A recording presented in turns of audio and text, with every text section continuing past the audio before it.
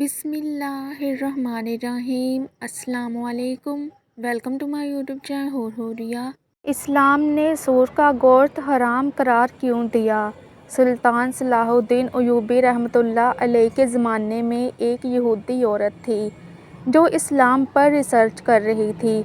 उसने इस्लाम के बारे में बहुत कुछ सीखा, बहुत कुछ पढ़ा। एक सवाल जिसका जवाब उसे किसी से ना मिला वो ये था कि आखिर खंजीर के गोश्त में ऐसी क्या बुराई है जिसकी वजह से खंजीर का गोश्त खाना इस्लाम में हराम करार दिया गया है। सिर्फ यही एक बात थी जो उसको इस्लाम कबूल करने से रोक रही थी। अपने इस सवाल का जवाब हासिल करने के लिए वो सुल्तान सलाहुद्दीन अय्यूबी के दरबार में पहुंच गई और अर्ज़ किया, सुल्तान मुअज़्ज़म, मैंने इस्लाम के बारे में बहुत कुछ पढ़ा है और बहुत कुछ सीखा है, हत्ता कि मैं इस जगह पर आ खड़ी हुई हूँ कि इस्लाम कबूल कर लूँ। लेकिन एक बात है जो मुझे इस्लाम कबूल करने से रोक रही है, और वो बात ये है कि इस्लाम खंजीर का गोश्त खाने से क्यों मना करता है। इस्लाम ने जिस चीज़ के बारे में मना किया है वहाँ उसकी दलील मिली है, लेकिन खंजीर का गोश्त हराम होने की क्या वजह है, इस बारे में मुझे अभी तक कोई मजबूत दलील नहीं मिली। मैंने बाइबल को पढ़ा तो बाइबल में भी खंजीर का गोश्त खाने से मना नहीं किया गया, लेकिन इस्लाम क्यों मना करता है?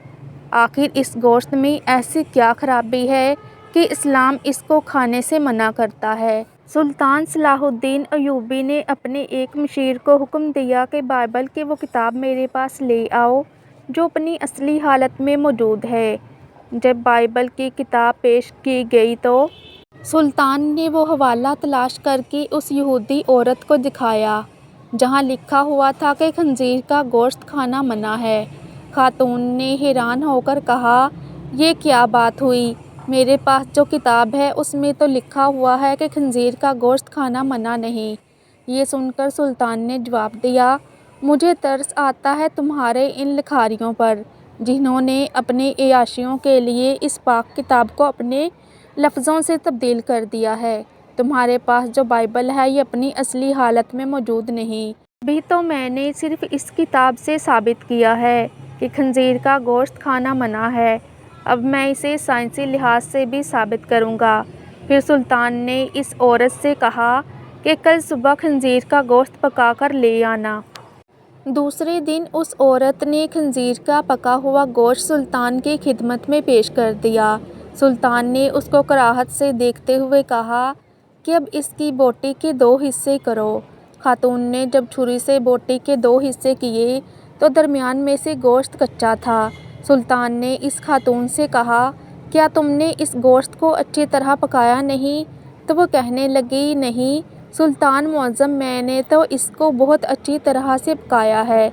तो सुल्तान ने कहा कि अब तुम्हारे समझ में ये बात आ गई होगी कि ये हराम गोश्त है, इसे जितनी भी अच्छी तरह से पकाया जाए ये दरमियान में कच्चा रह जाता है, और जब ये तुम्हारे पेट के अंदर जाता है तो बहुत सी बीमारियों का सबब बनता है।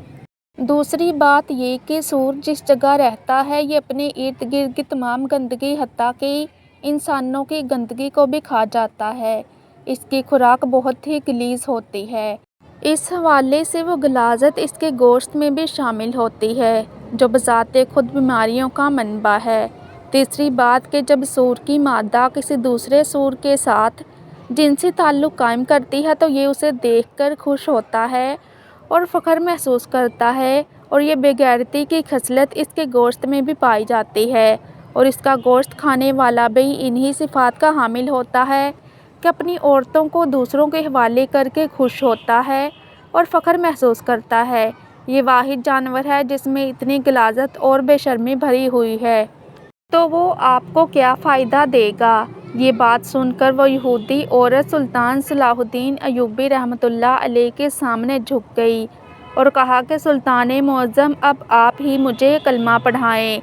सुल्तान सलाहुद्दीन अय्यूबी रहमतुल्लाह अलैह ने उस औरत को कलमा पढ़ाया और तमाम दरबार अल्लाह अकबर के बुलंद नारों से गूंज उठा।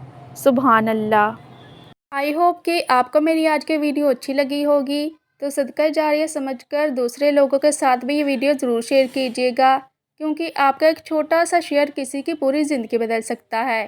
تو مزید ایسے ہی اسلامک ویڈیوز کے لیے میرے چینل کو سبسکرائب کرنا مت بھولیے گا، تاکہ آپ کو میری ہر نئی اپلوڈ ہونے والے ویڈیو کا نوٹیفیکیشن ٹائم پر ملتا رہے۔ جزاک اللہ، خوش رہیں اور خوشیاں بانٹیں۔